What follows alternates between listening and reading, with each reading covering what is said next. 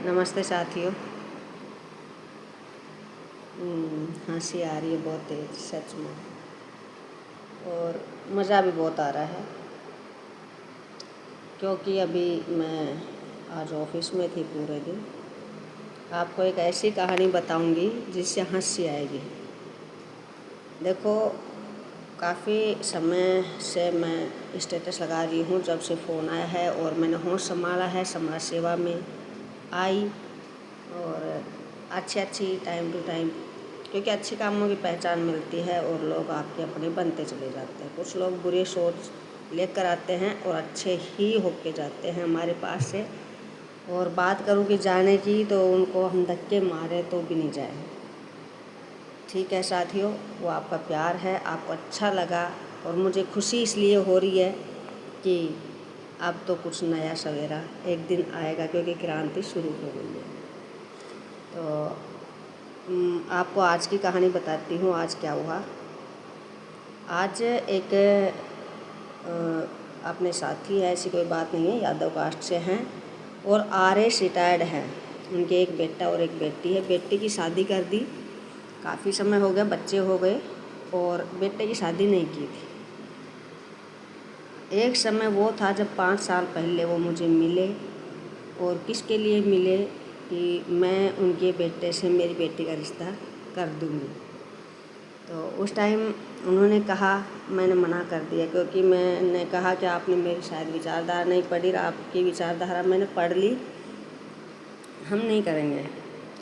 तो उन्होंने बहुत कोशिश करी कि सरला जी, आप भी यादव हैं, हम भी यादव हैं, और छोटा सा परिवार आपका है, छोटा सा हमारा, और आप कर दो। बहुत मिन्नतें करी। मैंने कहा नहीं, मेरी बच्ची अभी हुई नहीं, 5 साल पहले मेरी बहुत छोटी बच्चियाँ थी, और आपका बड़ा बच्चा है, कोई बात नहीं, मैं एक मेरी फ्रेंड है, मैं उसकी लड़की से करवा दूँगी। वो बड़ी थी और इनका लड़का उस समय 24-25 साल का था, आज तो 29-30 साल का हो गया।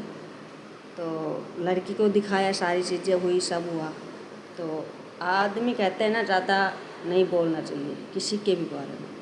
लड़की पढ़ी लिखी थी, समझदार थी, परिवार अच्छा मैच्योर था, और केवल लड़की का थोड़ा सांवलापन था, उसकी वजह से उसने रिश्ता नहीं किया। कहते हैं ना, वक्त ज़रूर बदलता है। और मैं स्टेटस बनाती हूँ इसलिए कि लोग मेरे स्टेटस से मेरी पहचान और मेरी विचारधारा पहचानें, उससे ही पहचान ले, दूर से ही, मुझसे टकराने से पहले, कि मैं किस विचारधारा से हूँ। ठीक है। तो मैंने कहा कि राम स्वरूप जी, आप देख लिए, वैसे उनको शॉर्ट नाम में बोलते हैं RS यादव। तो उन्होंने बोला कि नहीं सरला जी, इज्जत नहीं करूँगा, आप अपनी बच्ची कर दो। मैंने कहा मेरी बच्ची, आपका बच्चा ऊँट बलद का जोड़ा, और दूसरी हमारी विचारधारा का बहुत गैप है, हमारे बच्चों का तो और भी ज़्यादा, मैं नहीं करूँ। ठीक है। तो उन्होंने काफ़ी टाइम बात नहीं की, और आज फिर इतनी बड़ी बातें करी कि मैं जात की ही लेके आऊँगा। जब वो मिले, जिस तरह से उन्होंने विचार रखे, हमारी बातें हुई, तो मैं उसको देखती रही कि भाई ये आदमी वास्तव में ही समाज में, कहते हैं ना, मिलनसार बात करने से नहीं होता आदमी, कि आप अपनी मर्जी चलाओ। मर्जी हो तो आप किसी का भी जोड़ा किसी से जोड़ दो, और बच्चों की मर्जी हो तो उसमें आप नकारापन करो, ये गलत है। आज लड़का की जब उन्होंने डाटा भेजा, उन्होंने फ़ोन किया पहले मेरे पास ऑफिस में, तो मैं कॉन्फ्रेंस मीटिंग में थी, और मैंने एक विजिट भी करनी थी, कोई बाहर से लोग आए थे, तो उनको करवा के फ्री हुई। उनका फ़ोन आया था उसी दौरान जब विजिट चल रही थी, तो मैंने फ़ोन नहीं उठाया, कट कर दिया। दोबारा उसने फिर किया, तो मैंने सोचा ये डिस्टर्ब करेगा, तो मैंने उनको नमस्ते करते हुए तहज़ीब से कहा कि सर मैं अभी बिजी हूँ, बाद में बात करती हूँ। बोला ठीक है।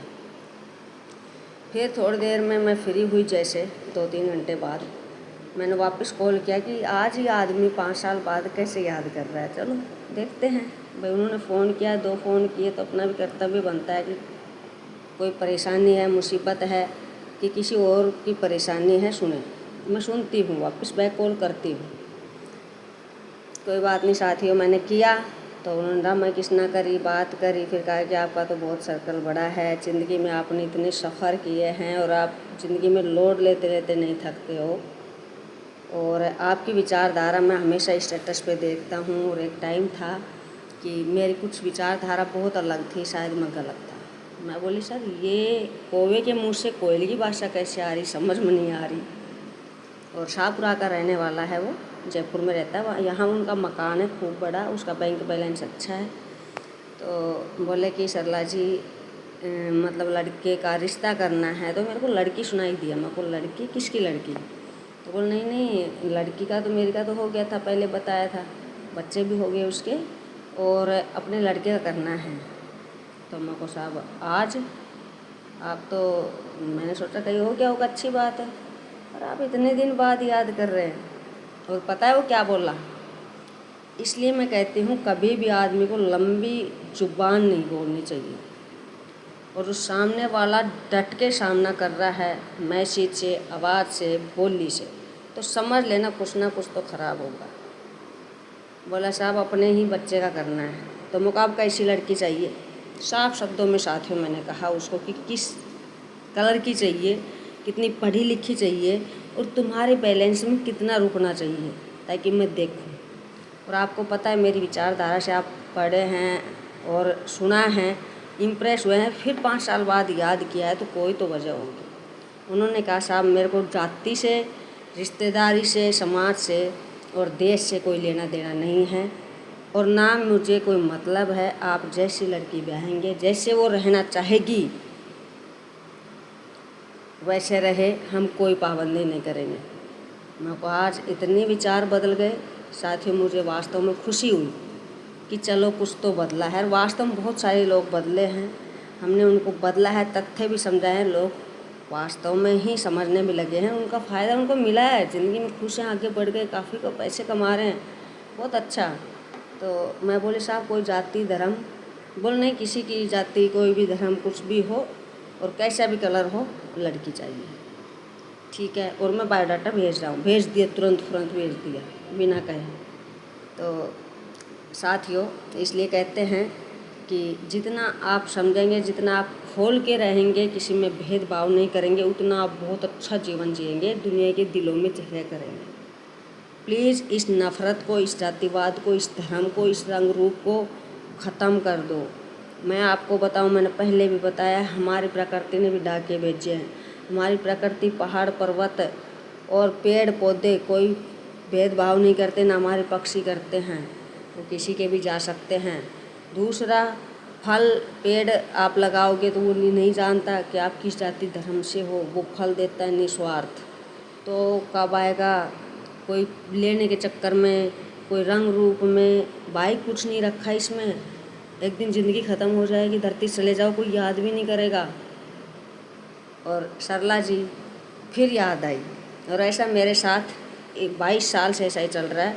लोगों को सुधारा है और लोग सुधरे हैं। जिनको सुधरना है ज़िंदगी में, सच में कुछ करना है ना, वो इंसान है। और जो नहीं कर सकता ना, जिसको रूढ़िवादी रहना है, जिसको गोबर डालना है ना, उसको कितना ही निलाने की कोशिश कर लो। और एक झूठ पसंद नहीं है, झूठ ये समझ लो कि सबसे बड़ा पाप है सरला जी के लिए। तो किसी भी रिश्ते के लिए तो झूठ बर्दाश्त नहीं होता। और मैं वीडियो इसलिए बना रही हूँ, ये हर किसी के, आज तक मैंने कोई 1200-1300 रिश्ते करवाए हैं, और लोगों ने कहा है कि उनके रिश्ते अच्छे चल रहे हैं, जात में भी करवाए हैं, बेजात में भी करे हैं, लव मैरिज को भी सपोर्ट किया है। क्योंकि लव मैरिज में हम लड़की को लड़के को दोनों को काउंसलिंग देते हैं, फिर कहते हैं बेटा आपका फैसला अच्छा है, देखो प्रताड़ना मत करो, उनकी चीज़ें उड़ाओ मत, उनकी पर्सनल ज़िंदगी है, उनको एक दूसरे को समझ के उनको समझाओ कि ये इस विचारधारा का है और ये इस विचारधारा का है। उसका बैकग्राउंड लड़के का चेक करो, क्योंकि लड़की को लड़के के साथ रहना है, उसकी फैमिली के साथ रहना है, और कल ने क्या हो जाए कुछ नहीं पता। अगर वो सही है, लॉयल है, तो लड़की का विवाह करो और उनको कहो कि आपकी लव मैरिज मान्य हो जाएगी। कई बार क्या होता जाता है शादियों में, लव मैरिज में अट्रैक्शन होता है, वो कुछ टाइम का होता है, उसके बाद जो लड़की की स्थिति होती है या लड़के की स्थिति होती है बहुत ख़राब होती है, रिश्ते टूट जाते हैं। और मेरा एक नारा और बन गया, जो जितनी जल्दी लड़की का पैर छुटवाएगा वो ससुराल उतनी जल्दी छूट देगी। ये रिसर्च किया हुआ है। और ना तो आप आसपास में देख लीजिए, जितनी जल्दी माँ बाप से दूर करेंगे उतना जल्दी वो आपसे दूर जाएंगे। धन्यवाद साथियों।